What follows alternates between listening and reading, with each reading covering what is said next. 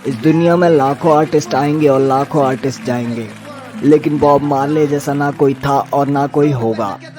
Bob मार्ले को याद किया जाता है ना सिर्फ उनके अच्छे म्यूज़िक के लिए, बल्कि उनकी इंटरेस्टिंग लाइफ के लिए भी।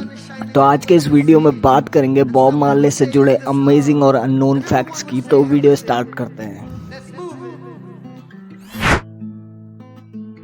बॉब मार्ले उर्फ नेस्टा रॉबर्ट मार्ले का जन्म 6 फरवरी 1945 को जमाइका के 9 माइल्स सेंट एंड पेरिस में हुआ। इनका नाम नेस्टा होने के कारण लोग इन्हें लड़की समझते थे, इसलिए इन्होंने अपना नाम बदलकर रॉबर्ट नेस्टा मार्ले रख लिया।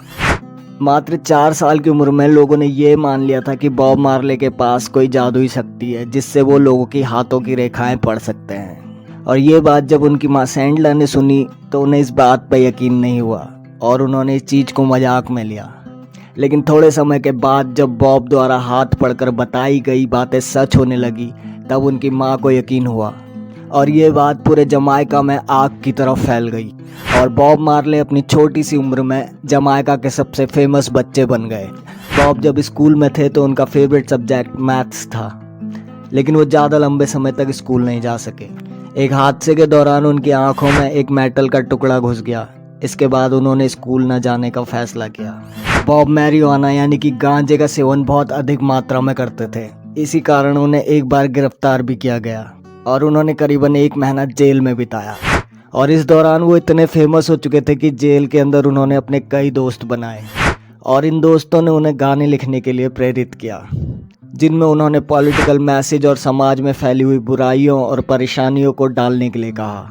बाहर निकलकर बॉब ने अपनी एक म्यूज़िक कंपनी खोली और इसका नाम उनके निक नेम के ऊपर रखा गया और इस रिकॉर्ड लेबल ने म्यूज़िक वर्ल्ड को हिला कर रख दिया। इसने कैरिबियन में मौजूद सारे स्टूडियोज़ के रिकॉर्ड तोड़ डाले। इस रिकॉर्ड लेबल के बाद बॉब इतने फेमस हो चुके थे कि लोग 2-2, 3-3 दिनों तक उनके शो के स्टार्ट होने का इंतज़ार करते थे।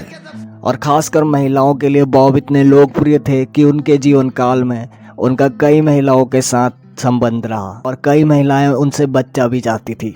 और अगर उनकी आधिकारिक रिपोर्ट को सच माना जाए तो उनके 11 बच्चे हैं। एक अच्छा आर्टिस्ट होने के साथ साथ बॉब मार्ले एक नेक दिल इंसान भी थे। उन्होंने अपने बचपन में काफ़ी गरीबी देखी थी और जब उनके पास पैसे की कमी नहीं रही तो उन्होंने अपने दोस्तों और गरीब लोगों को जमैका में अपने ही पैसों से घर बना कर दिए। बॉब अपने गिटार से ज़्यादा अपनी फुटबॉल से प्यार करते थे। 1977 में फुटबॉल खेलते हुए जब उन्हें चोट लगी तो डॉक्टरों ने उन्हें उनके पैर में हुई बीमारी मैलिग्रेंट मेलानोमा के बारे में बताया और उन्हें पैर कटवा लेने की सलाह दी, लेकिन बॉब ने मना कर दिया और वो ट्यूमर इतना फैल गया कि उसकी वजह से बॉब की जान चले गई। बॉब हमेशा अपने गानों में विश्व शांति, गरीबी और युद्ध विराम जैसी चीज़ों के बारे में बात करते थे। बॉब ने दुनिया में फैली समस्याओं को अपने गीतों के जरिए लोगों को बताया। वो पहले ऐसे जमैकन सिंगर थे जो ऐसे गीत लिखते थे। बॉब कहते थे कि फुटबॉल खेलना उन्हें आज़ादी देता है, इसलिए वो एक बहुत बड़े फुटबॉल प्रेमी थे। 19 वर्ष की आयु में उन्होंने अपना एक बैंड बनाया जिसका नाम वेलर्स रखा, जहां वो रैगे म्यूज़िक यानी कि जमैकन म्यूज़िक को बनाते थे और गाते थे। उन्होंने रैगे म्यूज़िक को, जिसे केवल जमैका में जाना जाता था, पूरी दुनिया में फेमस किया। इस म्यूज़िक में ड्रम्स, एक्यूस्टिक गिटार, बैंजो और रुम्बा बॉक्स बजाए जाते हैं। दूसरे शब्दों में कहा जाए तो उन्होंने कैरिबियन आइलैंड और जमैका के कई लोक संगीत शैलियों को, जैसे मेंटो, कैलिप्सो, अमेरिकन जैज जैसे म्यूज़िक को दूसरी दुनिया से जोड़ा। और उनका एक गाना डू द रैगे, जिसने पूरे विश्व में अपना नाम कमाया। जमैका में आज उन्हें एक हीरो की तरह माना जाता है और उन्हें OM की उपाधि से सम्मानित किया जाता है, जिसका मतलब है ऑर्डर ऑफ मेरिट, जिसे कई लोग भूलकर हिंदी में ओम समझ लेते हैं। इस बात से आप अंदाज़ा लगा सकते हैं कि बॉब को क्यों एक हीरो की तरह देखा जाता था। एक बार उन्हें एक आज़ादी के आंदोलन में अपना शो करने जाना था और उनके शो के 2 दिन पहले उनकी पत्नी और उनके मैनेजर पर गोलियां दागी गई, जिससे बॉब जख्मी भी हुए। किंतु 2 दिन बाद उन्होंने अपना शो जारी रखा और पूछने पर उन्होंने कहा, जब बुरा करने वाले एक दिन के लिए भी नहीं रुक सकते तो मैं क्यों रुकूं।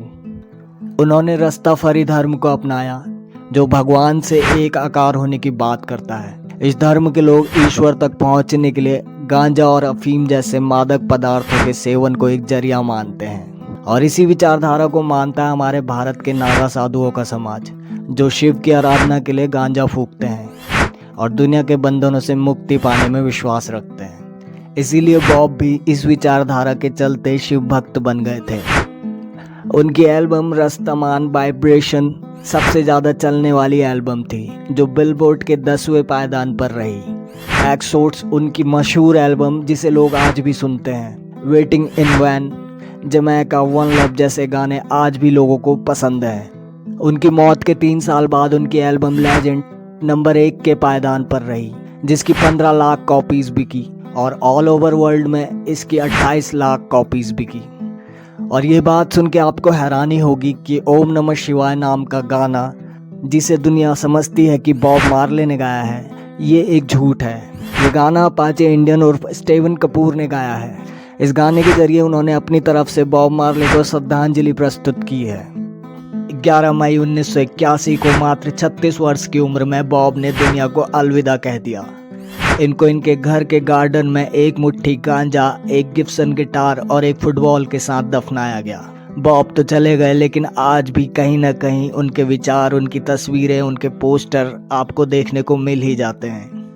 तो ये थे बॉब मार्ले से जुड़े अमेजिंग और अननोन फैक्ट्स। और अगर आपको वीडियो पसंद आया तो लाइक, डिसलाइक, शेयर, सब्सक्राइब जो मर्जी आए वो कर दो, और बाकी तो आपको पता ही है।